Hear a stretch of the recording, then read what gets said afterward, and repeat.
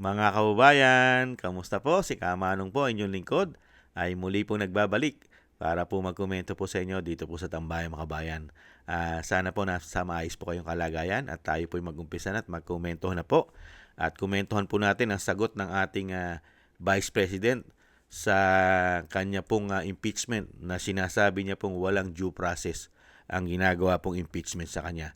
At panoorin din po natin mga kababayan kung paano po siya i-welcome ng mga kababayan po natin sa Digos City, sa Davao del Sur. Pinagkaguluhan po doon ng ating Vice President at tinatawag pa po ang susunod na presidente ng ating bansa, si BP Sara. Panoorin po natin kung paano po siya napakainit na pagtanggap po sa Digos City, sa Davao City. At isunod po natin ang pahayag po ng walang due process po ang ginagawa sa kanya impeachment ng mga magnanakaw at mga buhaya sa ating bansa umano. Umpisa na po natin. Spy Sarah Blue or Vice Presidente Naisote. Yes.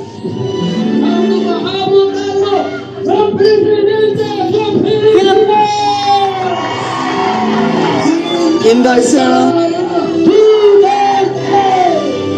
Inday Sarah DT. Yan po mga kabayan, pinagkaguluhan po ang ating Vice President dyan po sa Digos City sa Davao del Sur mga kababayan. At isunod po natin ang kanya po namang pahayag kung paano po siya pinupolitika at sinasabing walang due process ang ginagawa po sa kanya ng mga magnanakaw na mga politiko umano sa ating bansa. Ito po, set up po natin at pakinggan po natin ang ating Vice President. Talaga naman pong magmula po nung mag-umpisa ang panunungkulan nila ay hindi na po halos tinantanan ang ating Vice President dahil nga po sa kanila pong layunin sa ating bansa na hindi naman pala maglingkod. Magnakaw lang pala na magnakaw ang gagawin pala nila.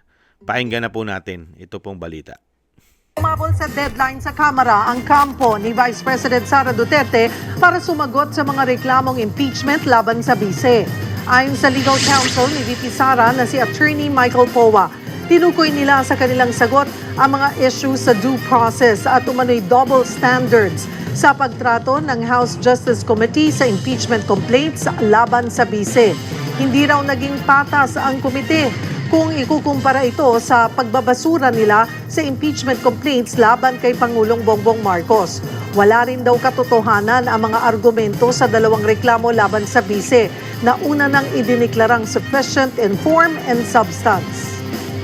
Wala pong naging ultimate facts, no, yung mga nilalaman ng complaints. Ultimate facts po kasi yan po yung mga facts that will constitute yung sinasabi nilang mga alleged offenses ng ating Vice Presidente. Sa totoo lang, wala tayong maisasagot sa kanila.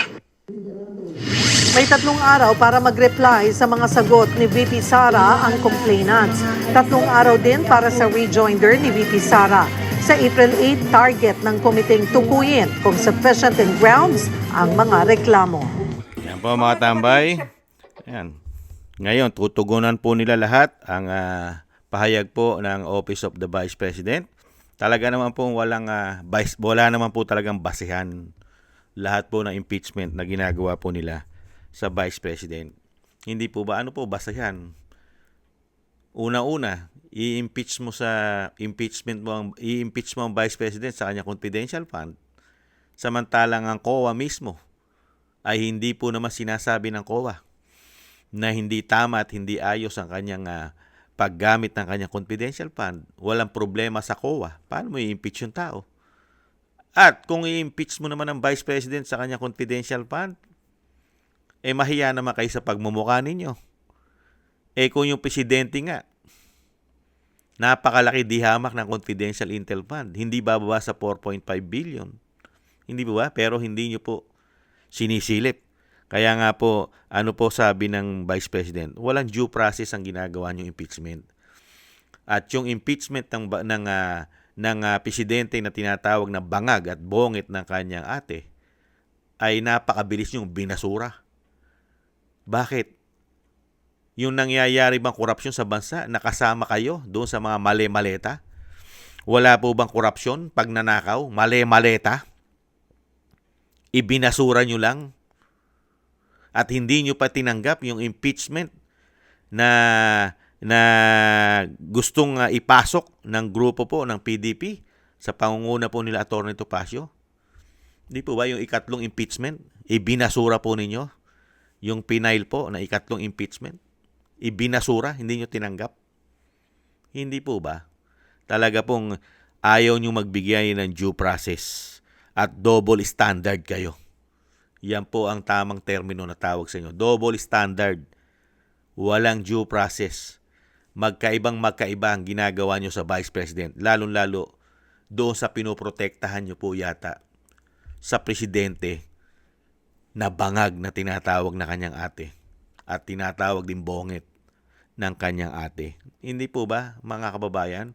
Dahil nga po bistadong-bistado na po ang mga hayop na ito. Hindi po ba bistadong-bistado?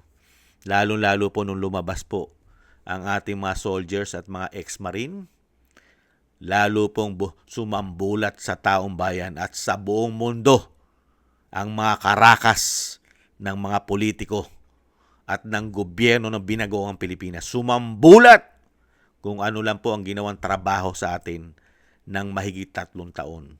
Puro salapi, puro politika, puro salapi lang, mga kababayan, ang kanilang tinutukan sa ating bansa. At pati po ang dayuhan ay nagkapera pa. Galing po sa ating buwis. Pati dayuhan nagkapera pa. Hindi kaya, mga kababayan?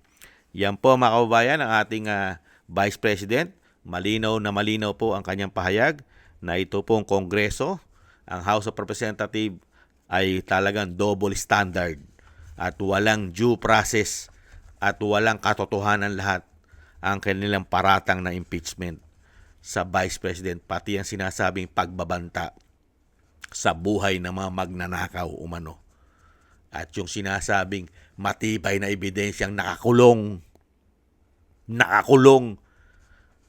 convicted ng kidnap or ransom ang kanilang testigo.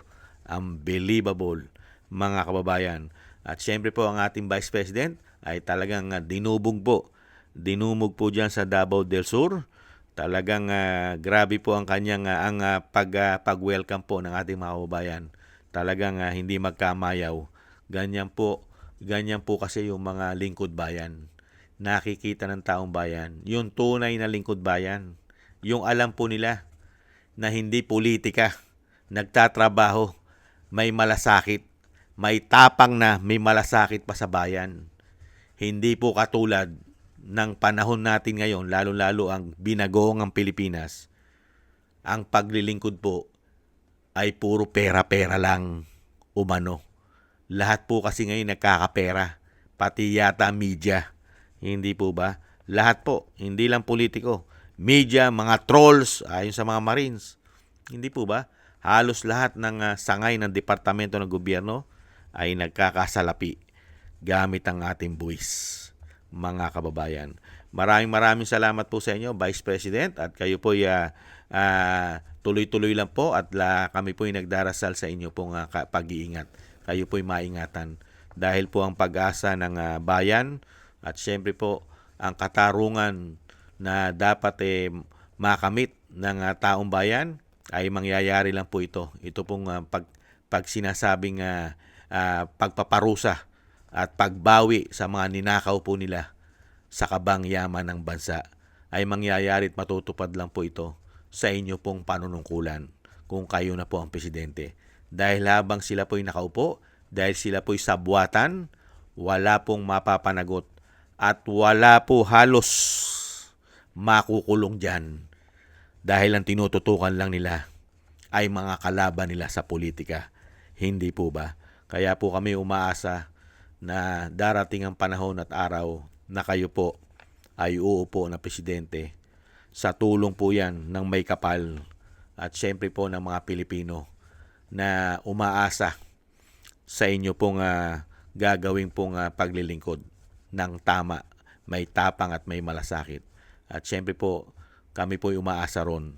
At wala naman po kami pag-asa sa mga men in uniform. Wala po kami pag-asa diyan. Lalo-lalo po sa mga nakaupo ngayon, mga general sa ating bansa.